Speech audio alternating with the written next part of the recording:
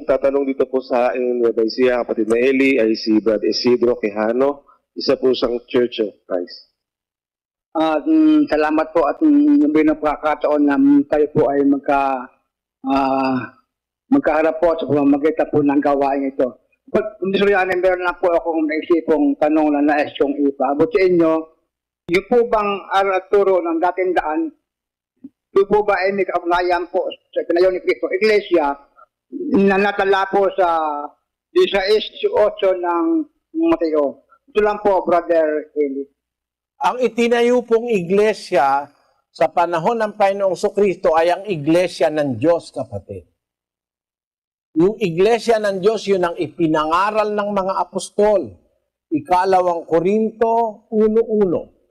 Si Pablo na apostol ni Kristo Jesus sa pamamagitan ng kalooban ng Diyos at si Timoteo na ating kapatid sa iglesia ng Diyos na nasa Korinto. Ang ipinangaral ni Apostol Pablo na iglesia ay iglesia ng Diyos.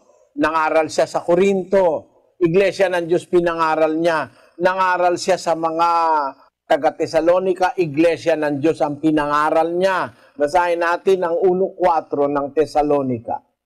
Anupat kami sa aming sarili ay nangagkakapuri sa inyo sa mga iglesia ng Diyos dahil sa inyong pagtitiis at pananampalataya. Nang mangaral siya sa Tesalonika, iglesia ng Diyos din ang pinangaral niya.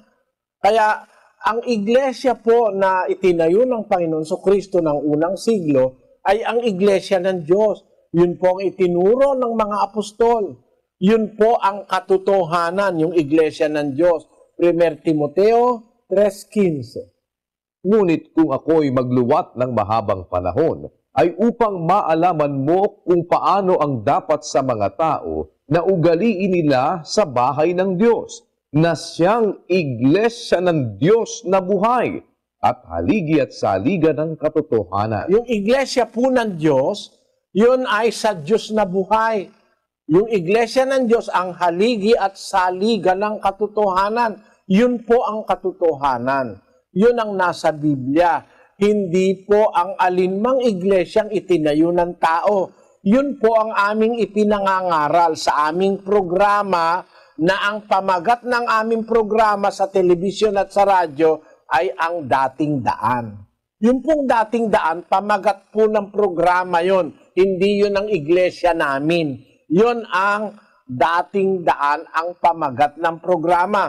Ang iglesyang aming ipinangangaral, yung nababasa sa Biblia, yung iglesia ng Diyos na nasa Biblia. Yun po ang sagot ko, kapatid, sa tanong nyo.